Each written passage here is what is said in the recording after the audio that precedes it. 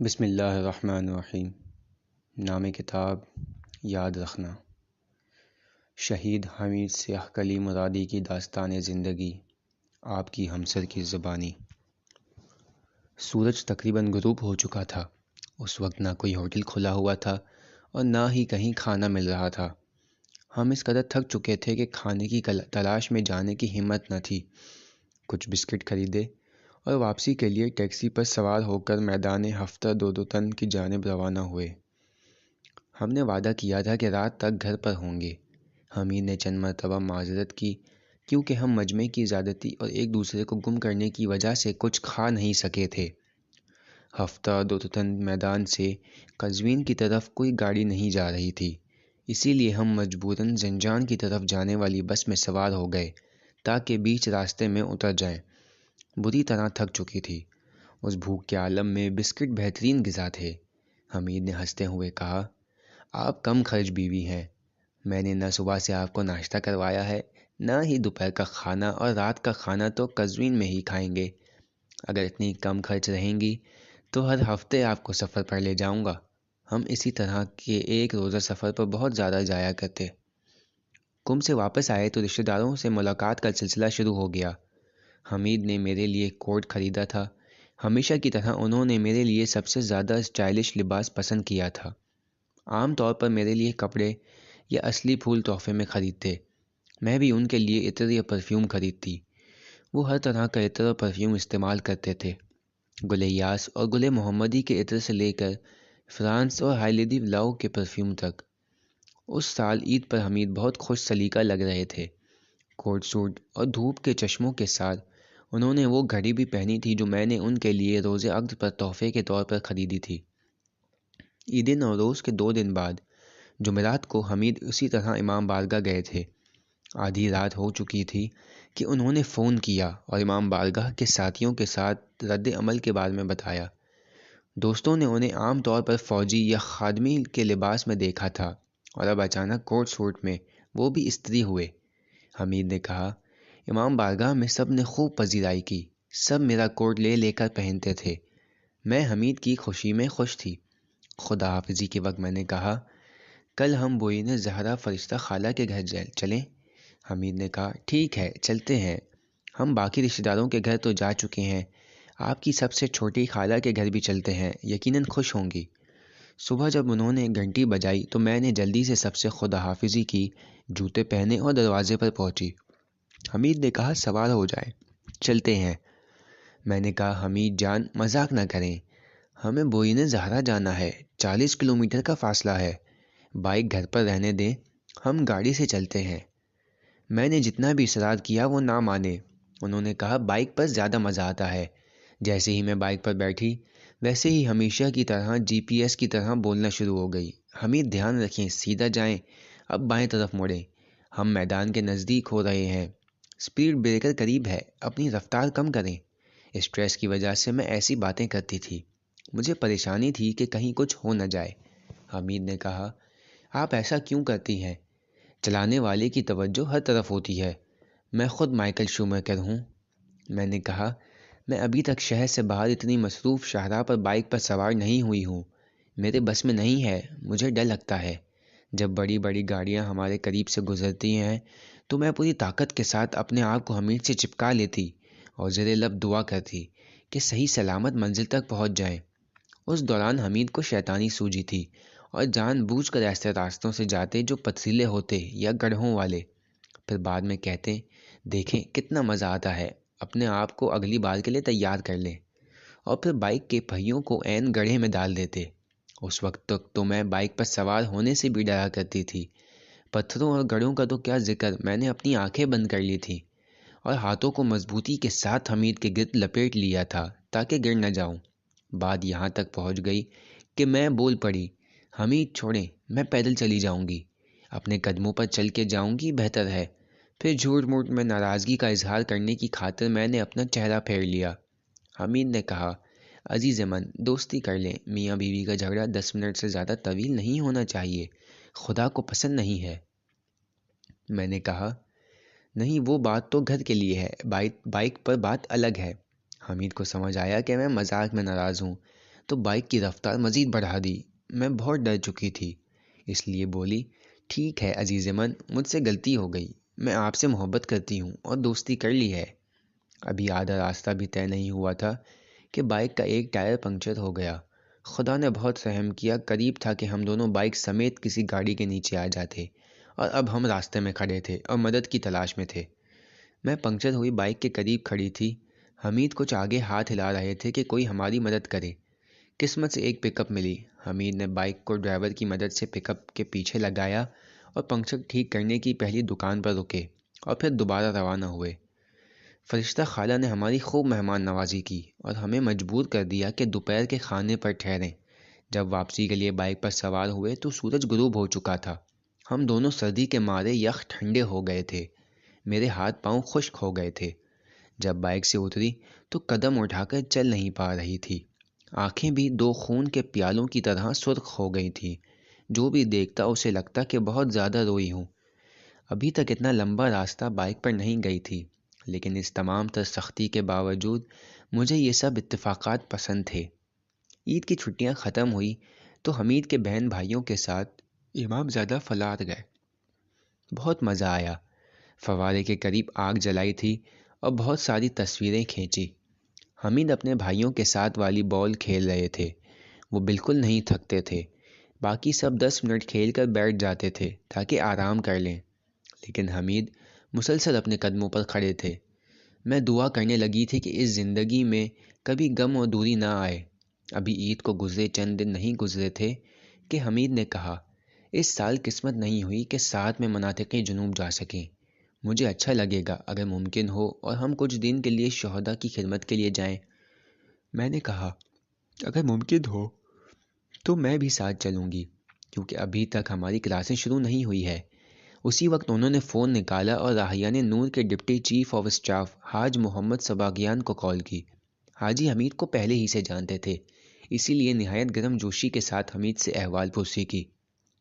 جب حمید نے بتایا کہ وہ نکاح کر چکے ہیں اور چاہتے ہیں کہ میرے ساتھ خدمت کے لیے مناطق جنوب جائیں تو حاجی بہت خوش ہوئے۔ 18 فروردین کو حاج آغا سباگیان سے طے شدہ پروگرام کے مطابق ہم جنوب کی جانب روانہ ہوئے۔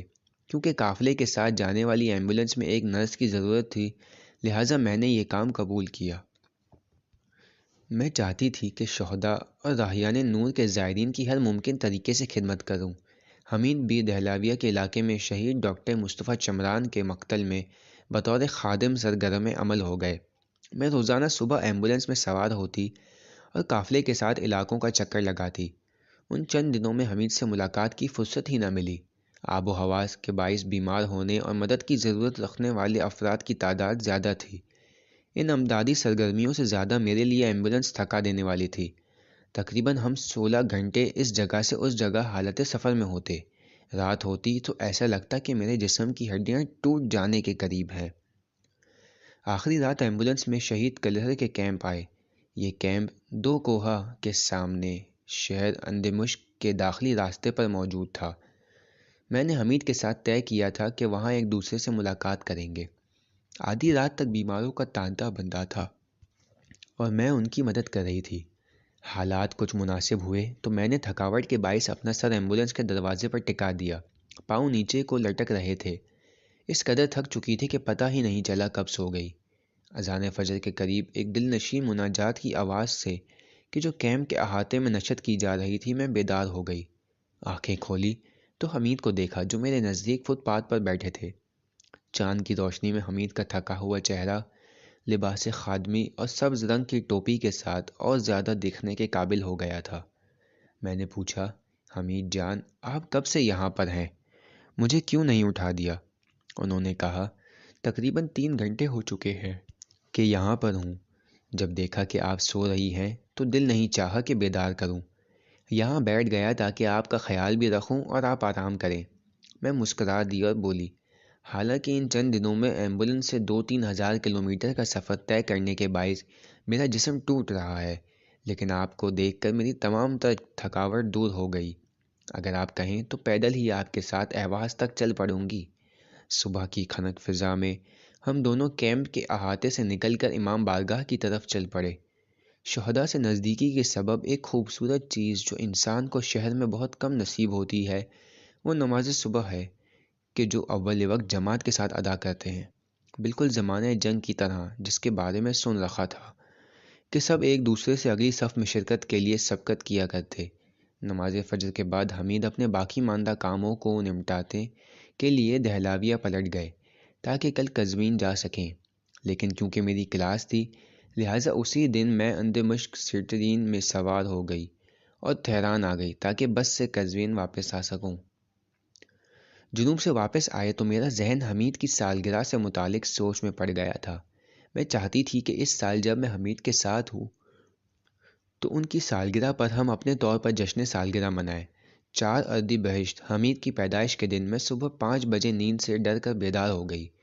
میری پیشانی پر ٹھنڈا پسینہ آ گیا تھا، منہ خشک ہو چکا تھا۔ بہت ہی عجیب خواب دیکھا تھا۔ ایک شخص جس کے چہرے کی نورانیت سے ظاہر تھا کہ شہید ہو چکے ہیں مجھے کچھ بتانا چاہتے تھے۔ وہ اس کوشش میں تھے کہ مجھے اپنا مطلب سمجھائیں کہ میں بیدار ہو گئی تھی۔ شہید کا چہرہ مجھے مکمل طور پر یاد تھا۔ میرا ذہن اس بات میں الجھا ہوا تھا کہ آخر وہ شہید کیا کہنا چاہتے تھے۔ حمید کے ساتھ طے کیا تھا کہ ان کی سالگرہ کے لیے مزار شہداء جائیں گے۔ ان کی سالگرہ شہداء کے جوار میں منائے۔ میں نے ان اور شہداء کے لیے کیک خریدا تھا۔ جب ہم وہاں پہنچے تو حمید ہمیشہ کی طرح پہلے شہید حسین پور کی قبر پر گئے۔ میں جانتی تھی کہ وہ اپنے دوست کے ساتھ تنہائی میں رہنا چاہتے ہیں۔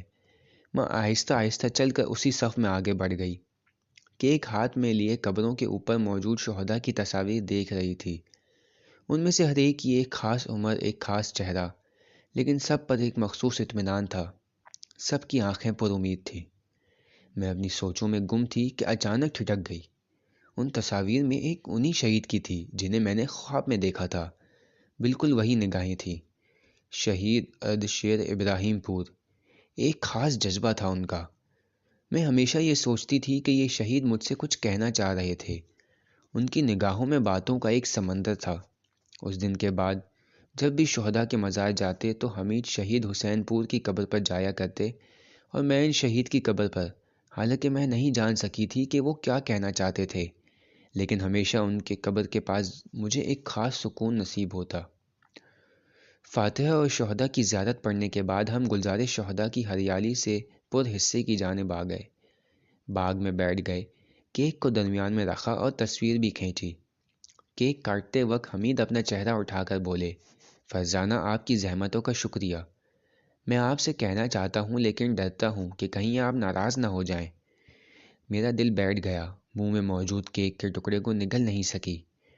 میرا ذہن ہزار طرف جا رہا تھا۔ میں نے ہاتھ کے اشارے سے سمجھایا کہ بے فکر ہو جائیں۔ حمید نے نہایت سنجیدگی کے ساتھ مجھ سے کہا، فرزانہ، جیسا میں نے آپ کے بارے میں سوچا تھا آپ ویسی نہیں ہیں۔ ان الفاظ کا سننا تھا کہ جیسے سب کچھ خراب ہو گیا ہو۔ مجھے سمجھ نہیں آ رہا تھا کہ کیا کروں۔ شاید محرمیت کے ابتدائی دنوں میں میری صد مہری کی وجہ سے ان کا دل دکھا ہوا تھا۔ مذاق میں انہوں نے چند بار کہا تھا کہ آپ تو برف کا پہاڑ ہیں، لیکن اس وقت تو وہ بہت سنجیدہ تھے۔ میں نے کہا، ایسا کیوں حمید؟ میں اپنی مکمل کوشش کرتی ہوں کہ اچھی بیوی ثابت ہوں۔ کچھ لمحوں کے لیے وہ اپنی سوچوں میں چلے گئے تھے اور کچھ کہہ نہیں رہے تھے، کیک بھی نہیں کھا رہے تھے۔ پھر جب انہوں نے دیکھا کہ میں پر کٹی مرغی کی طرح پریشان ہو رہی ہوں تو وہ اپنی سنجیدگی سے باہر آیا اور ہنستے وہ بولے، معلوم ہے کہ جیسا میں آپ کے بارے میں سوچ رہا تھا آپ ویسی نہیں ہیں، آپ اس سے بہت بہتر ہیں کہ جس کی میں تلاش میں تھا۔ آپ تو زبردست ہیں۔ قسمت اچھی تھی کہ ہم محضر شہداء میں لوگوں کے سامنے موجود تھے، وگرنہ میں ان کے سر کے بال اتار لیتی۔ وہ بہت اچھی طرح سے جانتے تھے کہ میرا دل کس طرح جیتنا ہے۔ میں دن بدن ان سے اور زیادہ وابستہ ہوتی جا رہی تھی۔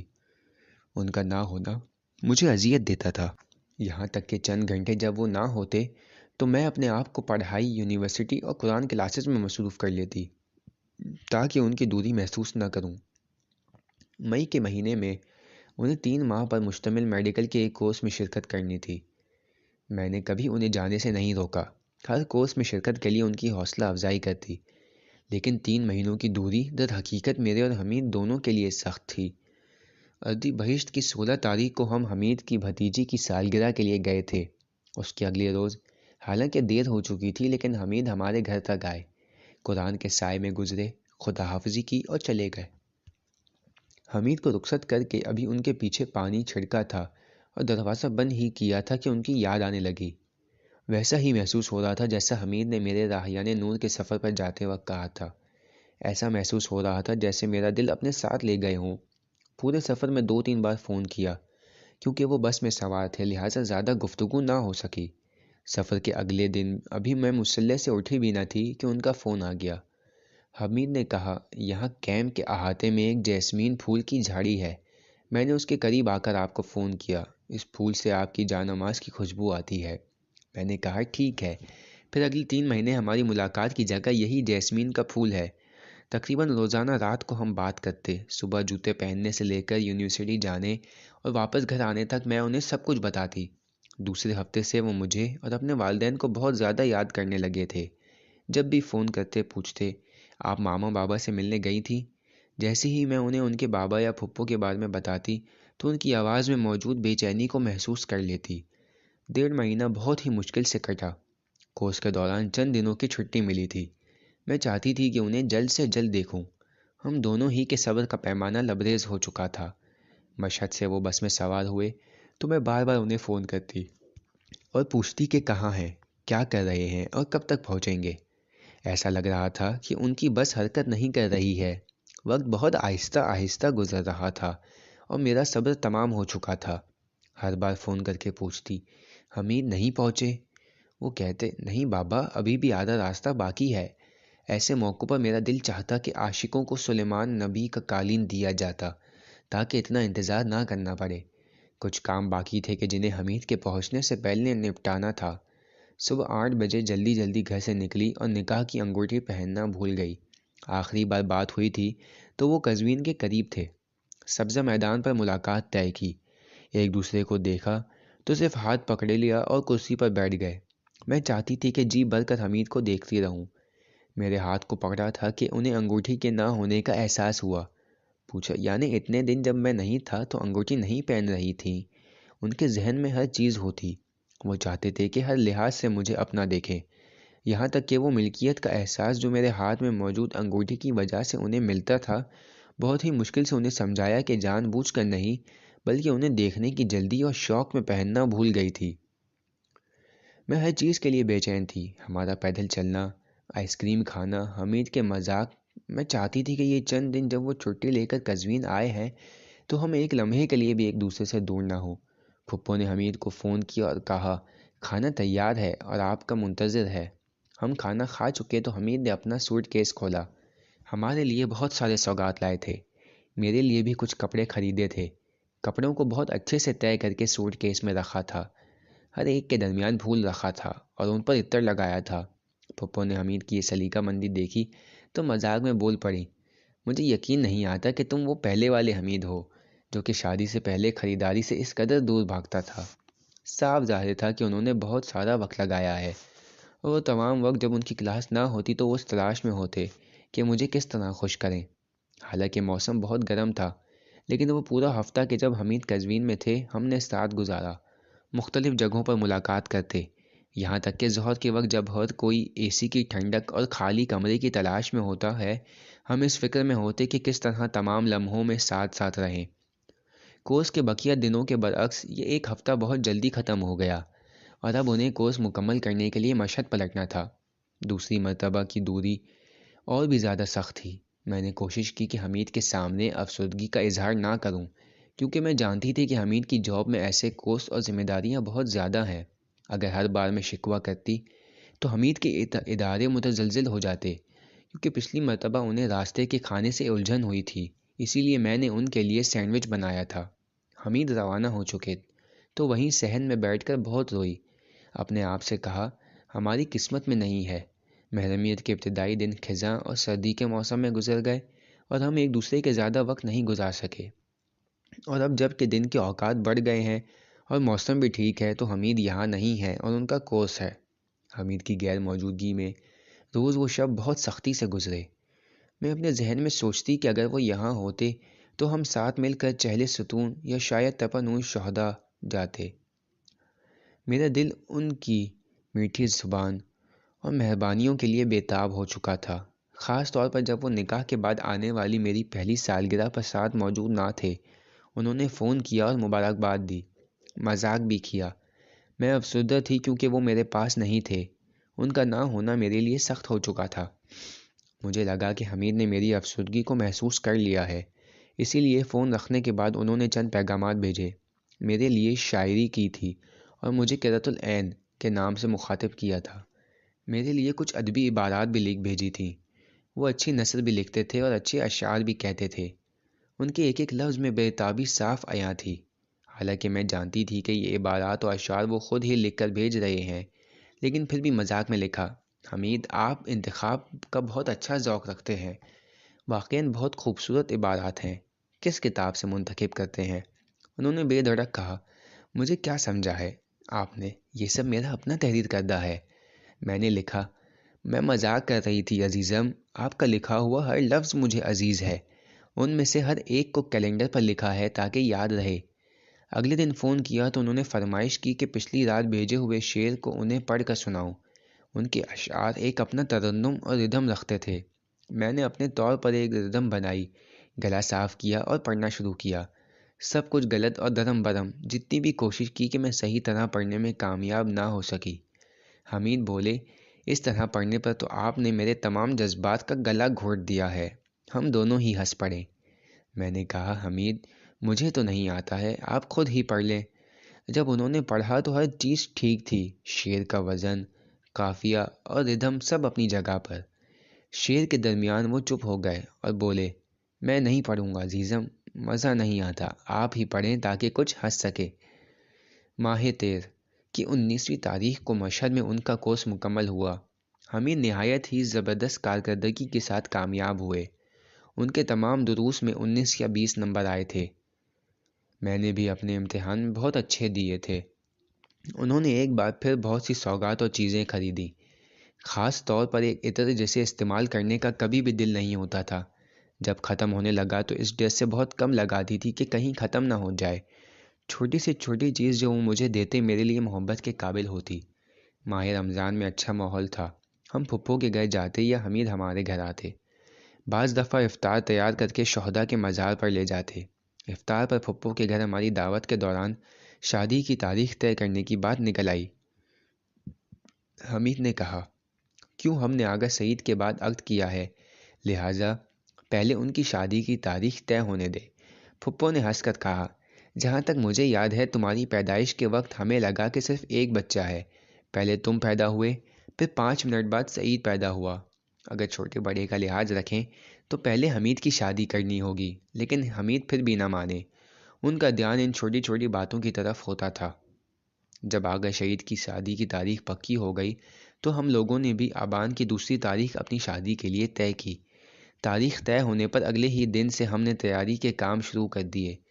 نکاح پر طے شدہ عہد کے مطابق 4 چیزیں یعنی فریج، ٹیلی ویژن، کارپیٹ دھونے کی مشین اور واشنگ مشین کا حمید نے بندوبست کیا۔ باقی چیزوں کے لیے بھی جہاں تک ممکن ہوا حمید ہمارے ساتھ آئی اور ہم نے مل کر خریدی۔ ہم بہت زیادہ مہنگی چیزوں کی تلاش میں نہیں تھے۔ جس بھی دکان پر جاتے ایران میں تیار شدہ اشیاء تلاش کرتے۔ ہم دونوں کی رائے یہ تھی کہ جہاں تک ممکن ہو ہماری زندگی کا ساز و سامان ایران ہی ہو۔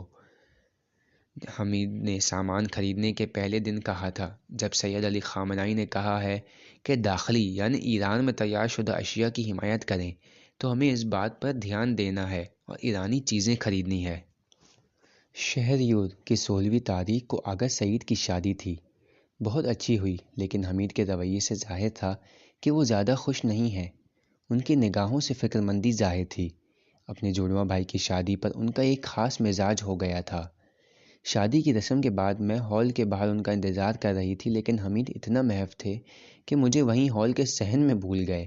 کچھ قدم آگے بڑھے تو انہیں یاد آیا کہ میں بھی ہوں۔ میں ان سے ناراض ہو گئی۔ چند ایک باتیں مذاق میں کیں تاکہ ان کی شرمندگی سے ذرا لطف اٹھاؤں۔ میں نے حمید سے کہا، واہ واہ حمید دیکھیں تو صحیح، ہم کس کے ساتھ پکنک پر جاتے ہیں، کس کی یاد میں دیوار پر لکھتے ہیں۔ آخر کون اپنی بیوی کو یوں بھول جاتا ہے حمید؟ ایسے موقع پر میں انہیں جوش دلاتی تاکہ وہ میرے نخرے اٹھائیں۔ اپنے اس بھول جانے پر انہوں نے معذرت خواہی کی، لیکن حمید حق بجانب تھے۔ بالآخر اتنے سالوں بعد دو جڑواں بھائی جو ساتھ ساتھ بڑے ہوئے تھے اب اپنی اپنی زندگی کی طرف جا رہے تھے، اور یہ بہت مشکل تھا۔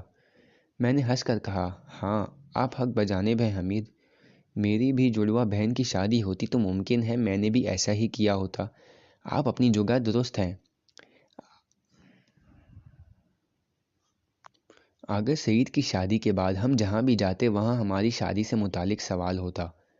ہمارے پاس زیادہ وقت نہیں تھا، اہم ترین کام ایک گھر کرائے پر لینا تھا۔